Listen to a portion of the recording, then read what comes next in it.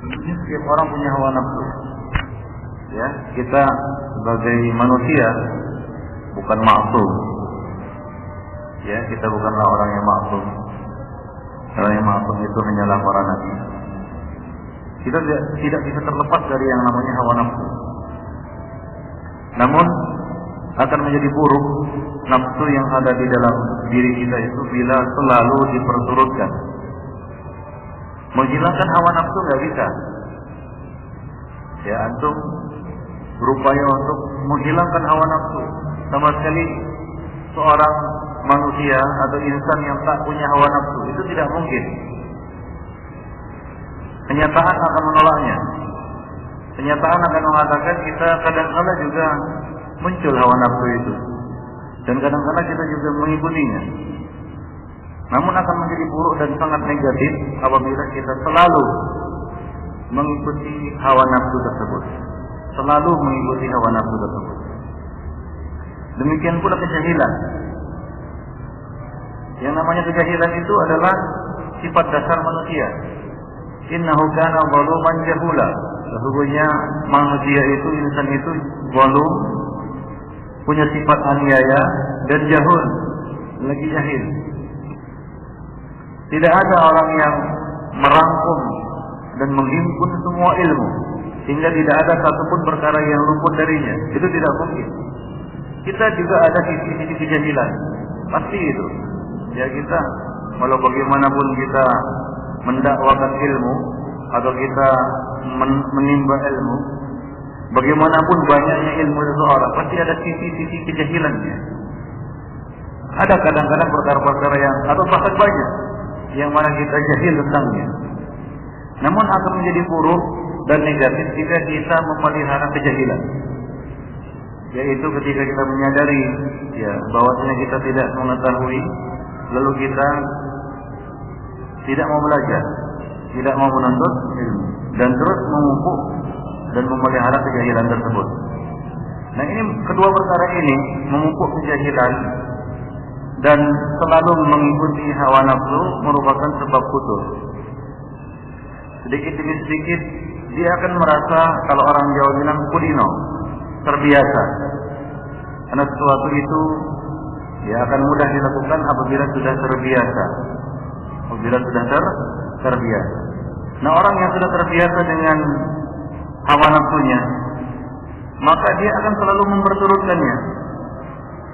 Dia akan selalu mengikuti bisikan hawa nafsunya. Lambat laun, maka hawa nafsu itulah yang paling dominan pada dirinya.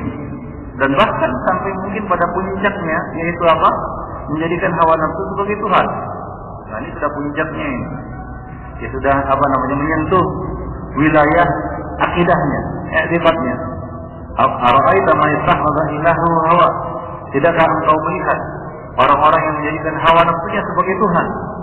Ini sudah kadarnya sudah sangat tinggi sehingga dia sampai menuhankan hawa nafsu. Ya, bermula mungkin mengikuti satu dua bisikan hawa nafsu, lalu diikuti terus hingga dia jatuh dalam futur, dan akhirnya bisa jadi dia seorang yang dikatakan dalam ayat tersebut, yaitu orang yang menuhankan hawa nafsu. Bukan lagi memperturutkan hawa nafsu, tapi apa? Menuhankan hawa nafsunya. Demikian ikhwan fillah, azani Allah wa iyyakum. Jahil tentang sunnah rabbaniyah, yaitu sunnah Rasulullah SAW dalam memperbaiki hati dan di dalam memperbaiki lahiriah. Ini merupakan sebab kotor. Sebagian orang kita lihat tanpa disadarinya, ia telah keluar dari jalur ilmu tanpa disadarinya. Mulanya dia merasa bahwasanya dia sudah memiliki ilmu, tapi ternyata adalah taklid. Seperti sekarang ini kebanyakan orang, mereka mengira mereka punya ilmu, tapi hakikatnya mereka adalah taklid, muqallid. Ilmu mereka itu tidak keluar dari apa? Dari bingkai. Kadzalika wajadna aba'ana yaf'alun. Demikianlah kami dapati nenek moyang kami atau bapak-bapak kami melakukannya. Itu ilmu orang awam. Dan mereka mengira itu adalah suatu ilmu. Oleh karena itu salah satu hujjah orang awam adalah apabila ditegur diperingatkan atas kesalahannya, maka mereka akan mengatakan, dulu orang tua kami atau ulama-ulama dulu tidak ada yang membicarakannya, tidak ada yang menyalahkannya. Baru kamu sekarang ini datang kemudian menyalahkannya atau membid'ahkannya atau mengingkarinya. Ini disebabkan mereka tidak mau untuk belajar dan mengetahui. Mereka sudah cukup dengan kita katakan apa yang mereka lihat dan mereka dapati dari nenek moyang mereka. Nah, demikianlah ini menyeret mereka kepada tidak futur untuk menuntut ilmu.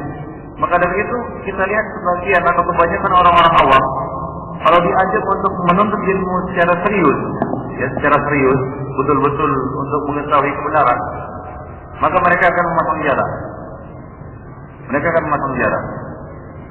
Mereka sudah terbiasa dengan majelis-majelis yang tidak ada ilmu di dalamnya, walaupun dia menamakan majelis ilmu, yang kosong dari ilmu, majelis ilmu tapi kosong dari ilmu. Dan sebagian lagi kita lihat mereka lebih suka kepada majelis-majelis, ya kita katakan seperti zikir berjamaah kan begitu ya, atau majelis-majelis yang fawdha, tidak ada gunanya, tidak ada manfaatnya, ya tidak ada di situ faedah ilmu yang bisa dipetik darinya. Dan mereka sudah puas dengan itu. Demikian ikhwan azan ya Allah wa iyyakum jami'an. Dan mereka akan merasa berat jika dituntut untuk benar-benar menuntut ilmu. Demikian. Nah, sebagaimana yang Allah Subhanahu wa taala sebutkan bahwa salah satu di antara sebab orang itu jatuh dalam syirik adalah at-taqlid. Mereka mengatakan, Allah Subhanahu wa taala mengatakan, agar kamu tidak mengatakan wa taqulu yaumil qiyamati, dan agar kamu tidak mengatakan nanti pada hari kiamat, innama asyraka aba'una min qabl, sesungguhnya yang berbuat syirik itu adalah nenek moyang kami sebelumnya. Jadi mereka limpahkan kesalahan itu kepada orang lain.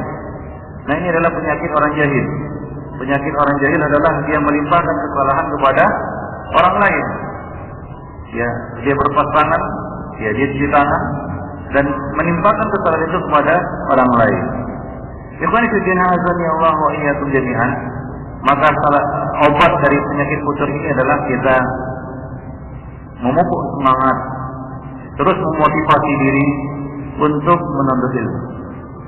Ya, ketahuilah bahwa kejahilan itu tidak akan bisa tuntas dari diri kita.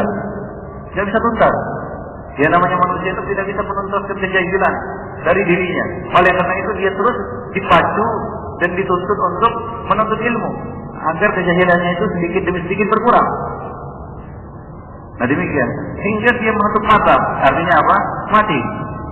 Oleh karena itu para ulama ketika ditanya sampai kapan kamu menuntut ilmu, mereka semua menjawab dengan jawaban yang sama, yaitu sampai mati.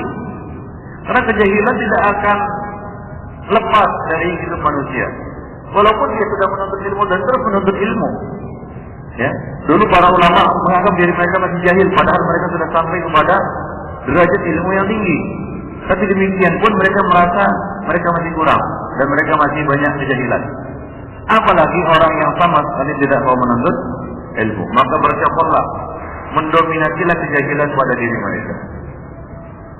Baik. Yaitu caranya adalah dengan terus memupuk semangat untuk menuntut ilmu dan tidak merasa puas dengan ilmu yang sudah dimiliki.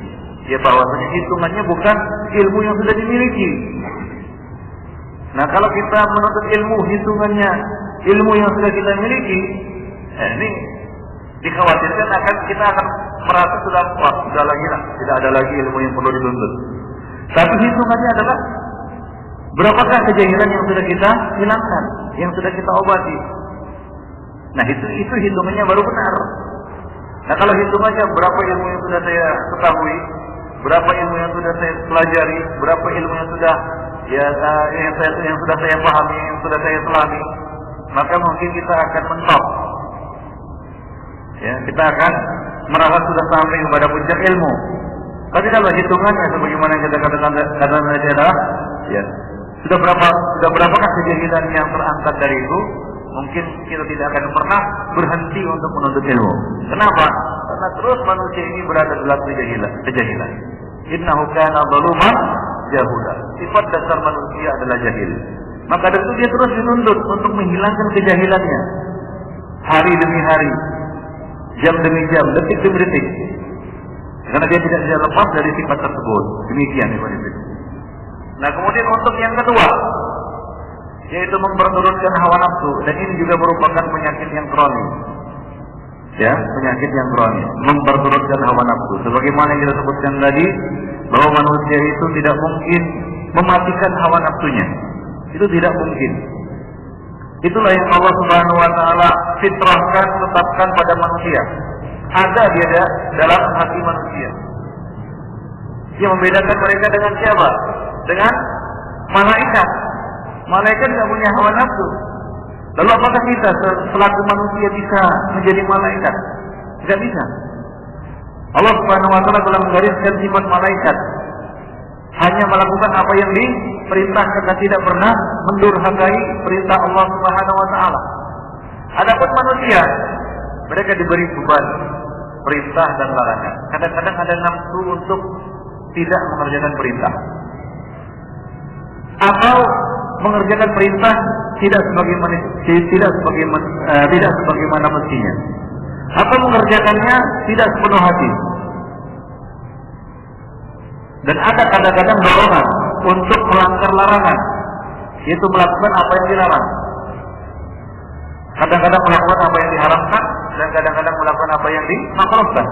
Itulah dorongan-dorongan yang ada dalam hati manusia, dalam diri manusia, yang tidak mungkin dia lepaskan, dia tidak mungkin dia bersihkan. Hanya saja yang dituntut di sini adalah janganlah dia terus mengikuti bisikan hawa nafsunya ini. Adalah dia terus berusaha untuk membersihkan dirinya dengan melakukan yang disebut dengan istilah tazkiyatun nufus. Di sinilah yang namanya taklim dan tazkiyatun nufus itu harus sejalan. Apa? Taklim dan tazkiyatun nufus itu harus sejalan. Dan itu tidak bisa dipisahkan. Karena dua sifat tadi, kejahilan dan hawa nafsu. Maka di samping menuntut ilmu, maka seorang itu juga membutuhkan tazkiyatun nufus. Dia perlu untuk menata hatinya. Demikianlah para sahabat ibadillah azani Allah wa iyyakum jami'an. Mereka menuntut ilmu bersama Rasulullah sallallahu alaihi wasallam di majelis Rasulullah sallallahu alaihi wasallam, dan mereka juga tidak mengabaikan untuk membersihkan hati dan jiwa mereka dengan melakukan tazkiyatun nufus, proses penyucian jiwa.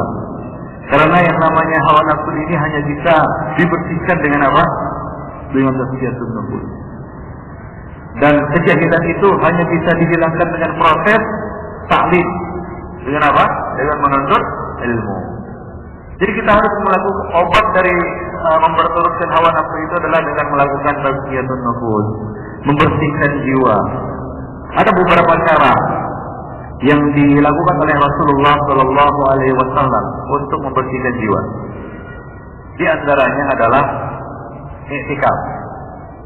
Salah satu hikmah disyariatkan i'tikaf adalah untuk meminimalisir, untuk mengurangi interaksi dengan manusia.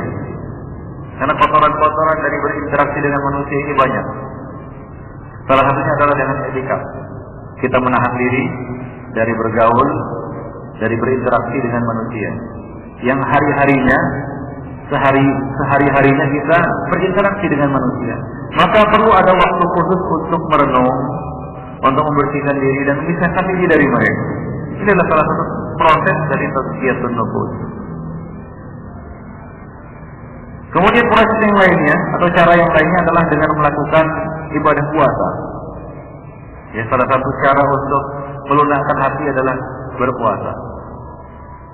Di samping kita menjaga pandangan kita dan melemahkan keinginan syahwat, puasa juga sangat efektif untuk menekan keinginan untuk memperturutkan hawa nafsu. Ada kontrol di situ. Ketika seorang ingin berbuat jahil, dia teringat puasa. Terlatih untuk apa? Untuk tidak memperturutkan hawa nafsu. Ada nafsu untuk makan tertahan. Kenapa? Karena ada ibadah puasa. Ada tuntutan, ada dorongan untuk berkata dusta tertahan. Kenapa? Karena puasa.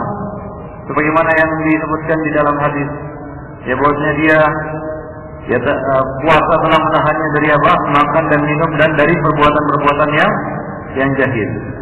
Ketika ada orang yang berbuat jahil kepadanya, maka dia mengatakan ini fa'il, aku sedang berpuasa. Jadi salah satu cara tazkiyatun nufus yang efektif adalah dengan melakukan ibadah shaum. Ibadah shaum. Nah, kemudian cara berikutnya ikhwan fillah untuk melakukan tazkiyatun nufus ini adalah dengan bersedekah. Bersedekah itu salah satu cara untuk melunakkan hati. Dari apa? Dari keinginan dan hawa nafsu yang berkaitan dengan harta. Tidak bisa kita tampik bahwasanya sebahagian dari dorongan hawa nafsu itu bersumber dari harta. Maka dari itu, orang yang banyak duit lebih susah untuk mengontrol hawa nafsunya daripada orang yang tidak punya duit. Percaya nggak? Kenapa? Karena ketika orang punya duit, banyak keinginannya, banyak perkara-perkara yang mungkin bisa dilakukannya. Yang mana itu antara dua perkara saja, maksiat atau ketaatan. Ya. Nah, salah satu cara untuk menahan gejolak hawa nafsu yang timbul dari duit ini adalah atau dari harta kita dengan apa? Dengan bersedekah. Hingga ketergantungan kita kepada harta dan kecintaan kita kepada harta itu berkurang sedikit demi sedikit dengan sedekah. Ya, berkurang sedikit demi sedikit dengan sedekah. Ya, kita tidak bisa menafikan bahwa pengaruh harta ini sangat besar. Jadi dalam mendorong seorang hamba untuk mengikuti hawa nafsunya. Ya, antum bisa merasakan ketika antum tak punya duit, gak banyak pikiran, mau begini, mau begitu. Nah, ketika punya duit, baru terpikir, wah ini enak juga kalau begini, enak juga kalau begitu, enak juga nyoba ini, enak juga nyoba itu. Nah, muncullah keinginan-keinginan yang negatif dari harta itu. Dan cara untuk mengatasinya adalah dengan bersedekah.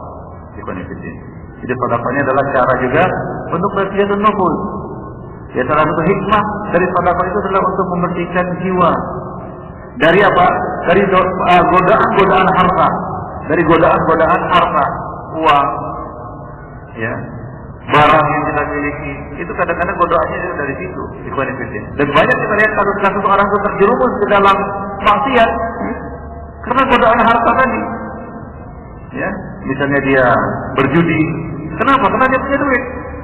Makanya dia berjudi. Kalau nggak punya duit, apa yang mau dijudikan ya? Kan begitu. Dan lain-lain sebagainya. Ya, itu timbul akibat ya godaan dari harta. Dan caranya adalah dia melatih diri bersedekah, rajin bersedekah. Ya, sedekah sedikit itu tidak mengapa. Rasul mengatakan, ittaqun nar walau bisikit tamrah.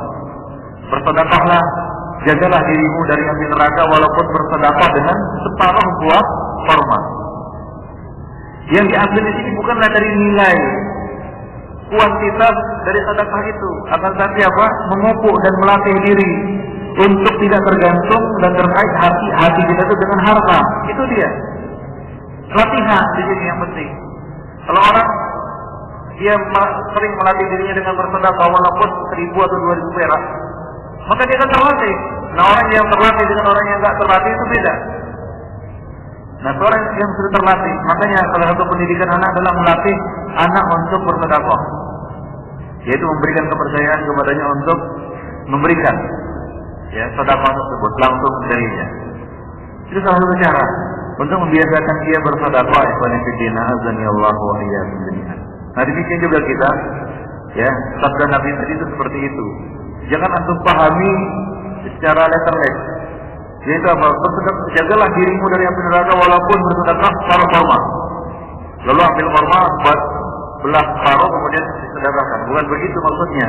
Maksudnya adalah ini adalah mendorong kita, memotivasi kita untuk banyak bersedekah dan tidak tegang untuk bersedekah dan tidak merasa risih untuk bersedekah walaupun jumlahnya sedikit.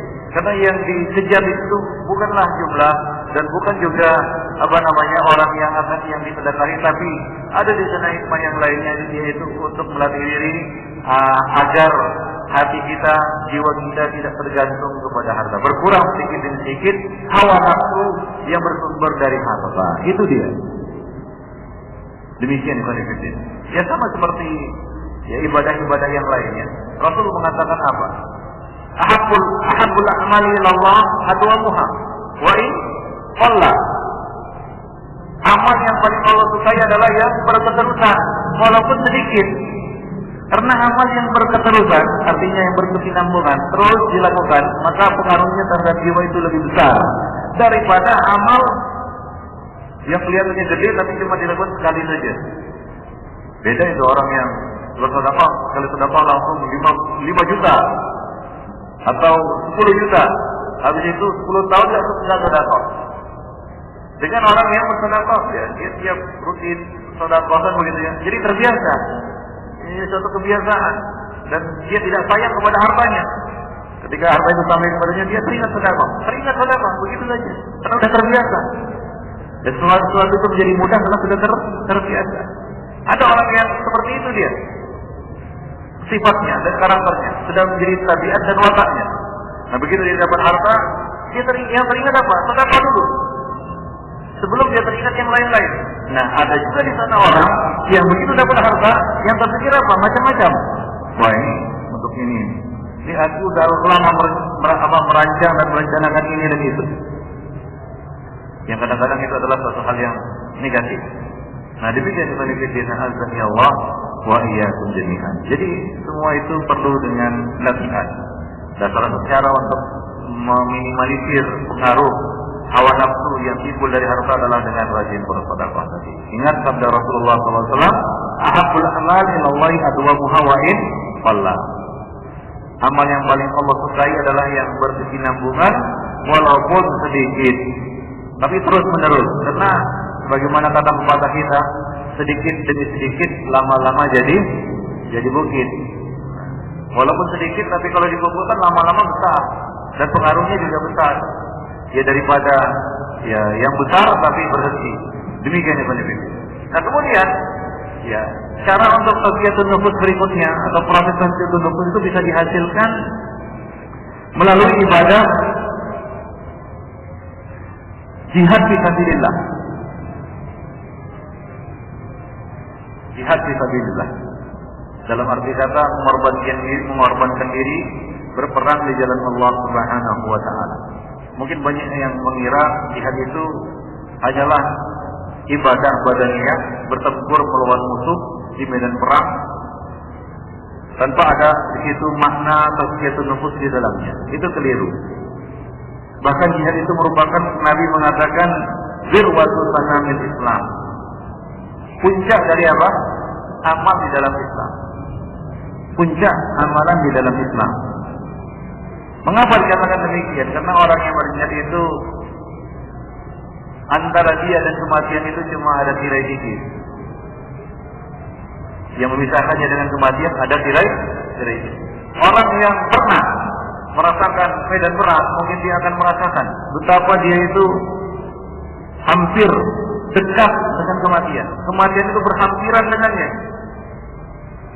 Oleh karena itu, kalau ada kesempatan untuk ribat fisabilillah atau jihad fisabilillah yang syar'i, ya maka itu diutamakan. Dahulu para salaf, para sahabat, ya tidak mengganti ibadah ribat fisabilillah, jihad, berjaga-jaga di batas, ya di tapal batas, ya dengan ibadah-ibadah yang lain. Bahkan satu syair yang masyhur, bagaimana mereka berbangga dengan apa? Dengan debu yang ada pada kaki mereka, mata yang senantiasa kita katakan melek untuk berjaga-jaga di jalan Allah Subhanahu wa taala. Itu semua merupakan proses tazkiyatun nufus.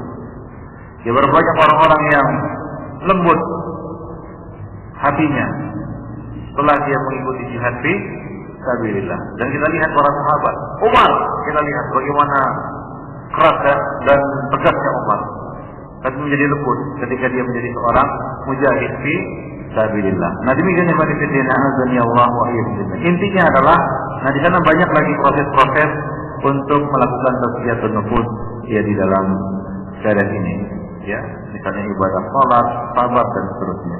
Tapi intinya adalah ya dua perkara ini harus seimbang, yaitu antara ta'lim dan tazkiyatun nufus. Ini tidak bisa dipisahkan. Maka dari itu ya seorang tidak akan sampai kepada zuhud yang sebenarnya yang hakiki hingga dia memiliki dua elemen penting ini, yaitu al-ilmu wa tazkiyatun nufus.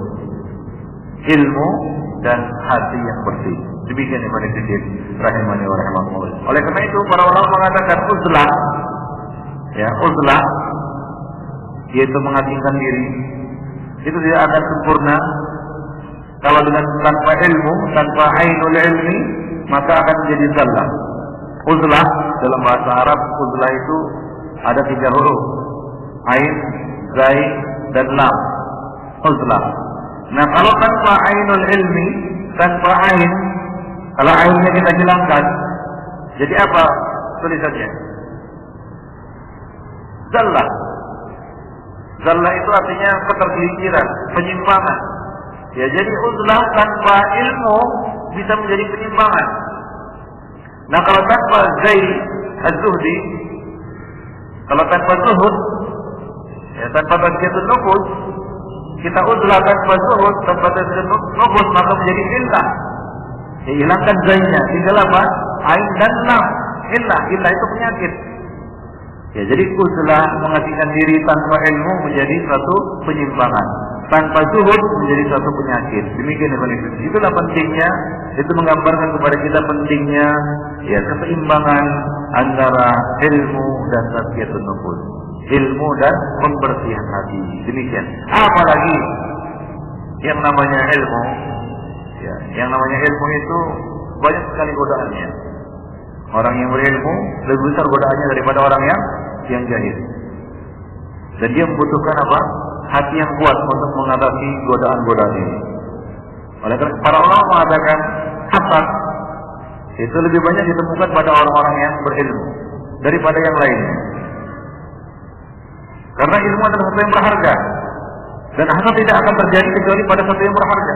Misalnya orang kaya, hasad satu sama lainnya. Pedagang, hasad satu sama lainnya. Kenapa mereka bisa hasad? Karena mereka memiliki sesuatu yang berharga. Dan yang paling berharga adalah ilmu. Ilmu lebih berharga daripada harta. Kita sepakat itu. Maka dari itu, hasad di antara mereka juga tinggi. Dan mereka harus bisa mengobatinya. Dan cara mengobatinya adalah dengan apa? Dengan tazkiyatun nufus. Intinya kedua ini harus sejalan, harus beriringan.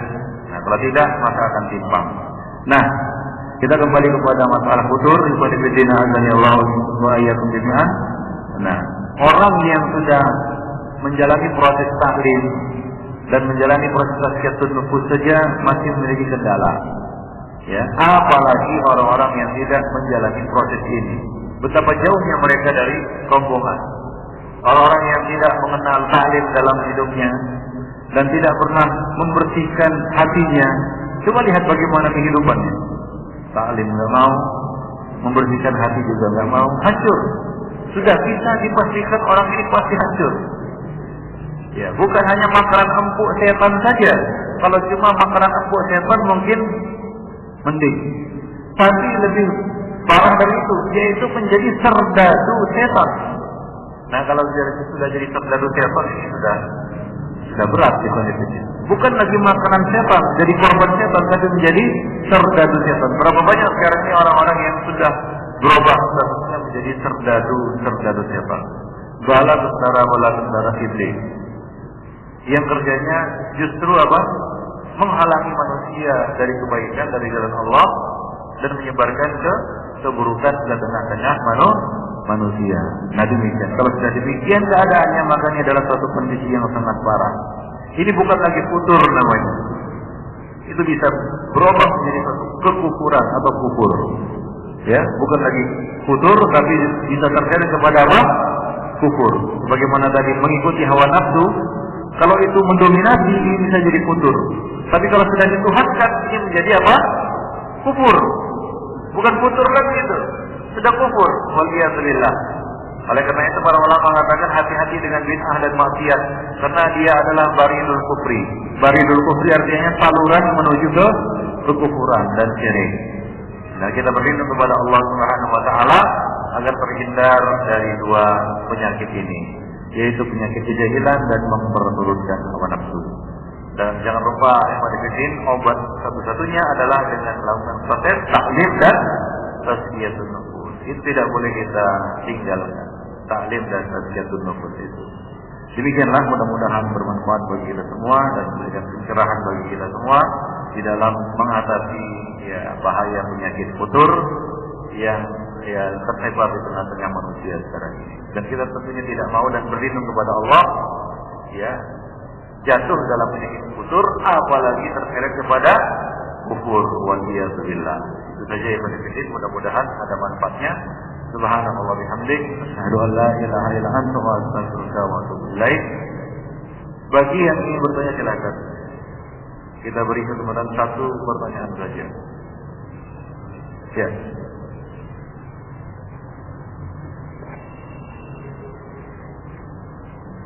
Ada yang bertanya? Ya. Hah? Menangis? Iya. Di antara cara untuk melembutkan hati adalah mengingat Allah hingga menangis, menetes air matanya. Tapi dengan catatan itu dilakukan di kesendirian. Tujuannya apa? Untuk menjaga hati. Untuk menjaga hati. Kalau antum menangis di tengah keramaian, kadang-kadang muncul di dalam hati kita, apa? Ria, dari sensasi, dari perhatian dan lain sebagainya. Kecuali kita lakukan secara spontan, tetap jadi spontan. Tapi kebanyakan orang-orang yang melakukan ini ada tujuan lain. Ada tujuan lain. Nah, oleh karena itu di dalam hadis disebutkan salah satu di antara orang yang dinaungi oleh Allah Subhanahu wa taala adalah orang yang mengingat Allah. Zakarallah qalilan, seorang diri, fafadat aina, kemudian meneteslah air matanya. Nah, dianjurkan kalau kita mau melakukan itu di kesendirian. Saja manifestin azan ya Allah wa iyyakum jami'an. Baik, sudah azan, jadi kita cukupkan sampai di sini. Aku qouli hadza wa astaghfirullah li wa lakum wa lisal muslimin.